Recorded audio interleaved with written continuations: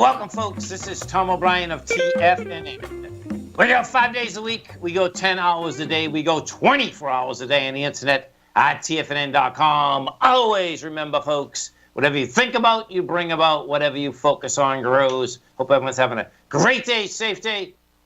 Make it a great night, folks. Yesterday's gone. Tomorrow's not here. What are you doing right now?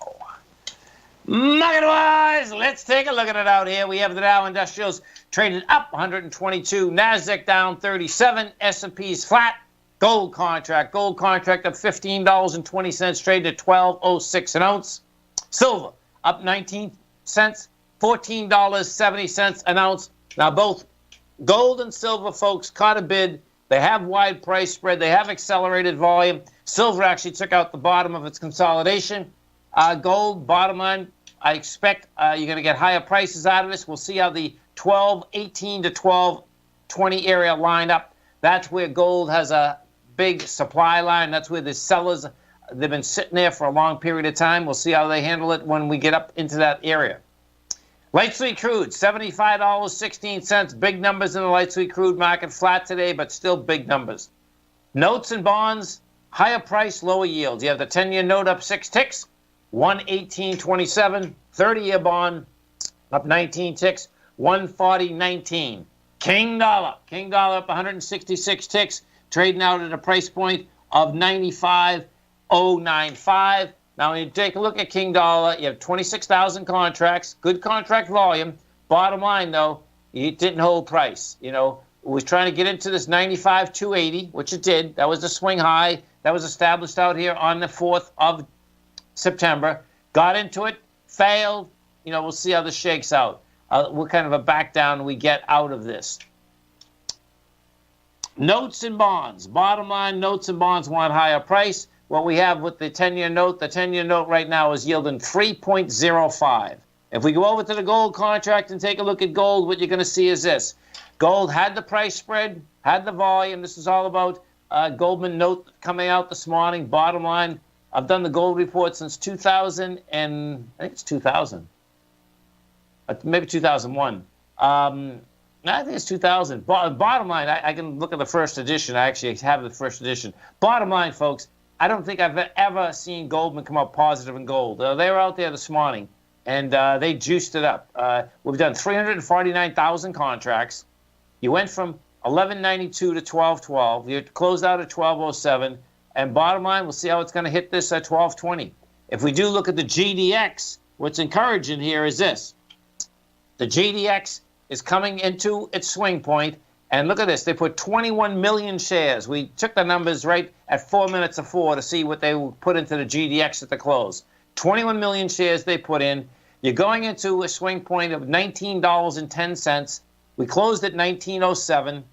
You have done 69 million versus 45. This is telling me we're going to do an ABC structure up. And if that's what we got some action, because what you're going to see inside the GDX is that would throw it over the 50-day moving average. That would end up showing up on more machines. If we do look at the XAU, what you're going to see is that I believe this did finish over the 50, which will throw it on more machines. Yeah, it did. And the XAU is going to have volume. The XAU is going into the highs of 1212. Oh, 1 second. Hold it. XAU. Index. Okay, so the XAU closed at 66.98. No, that's not over it. No, not even close. That's not over it. Okay, so it's coming into the swing. Bottom line, we'll see what kind of volume we do have coming into this swing point. Gold Bugs Index also caught a bid out here today. They all did. The gold and silver equities, they caught a bid. You do have that's up $5, 496, 146. If we go take a look at Anico Eagle AEM, you're going to see this is a confirmed ABC structure in the way up. Blew away its B point. Its B point being $35.51. You closed at $35.84. You did volume out here of 2.9 million versus 1.6. Nice setup, man. Your A point on this is 32.18. Your B is up at 35, so you get a small one. It's $3.20, but that would get that up to $36.40 and $36.40. Now you're talking some action, because that would get you over the downdraft from August 15th. The downdraft from August 15th, folks, is a big number. And it looks to me like you've set up technically you set up a really sweet head and shoulders at the lows. So pretty cool move. Small caps, they took small caps to the cleaners once again. And we had done the volume on the small caps too. That was 23 million coming into the close. They put another 5 million, 28 million. So bottom line, they're selling into the small caps also. Yesterday we did 27 million. Today you did 28.2. That's after making a high out here, folks, of 12 million. You can see the correlation.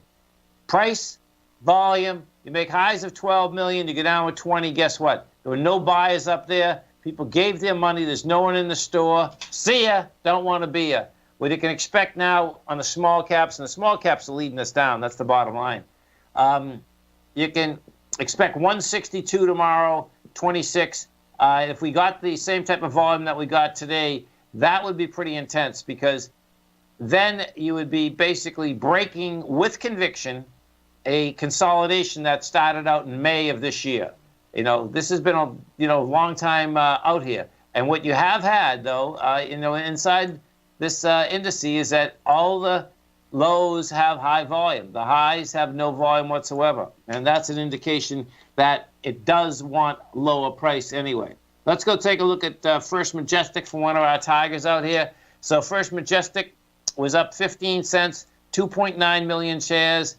The good news is that you had 2.9 million shares. You're going into 3.4. Look at that. You get a seller at $5.95. This battle's not over yet, man. That's the bottom line.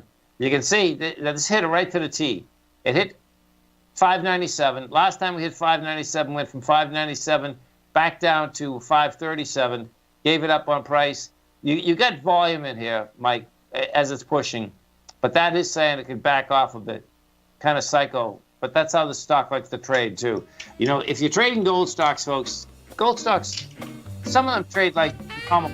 Most of them trade a little bit different. They got a couple quirks about them that you want to really get your head wrapped around.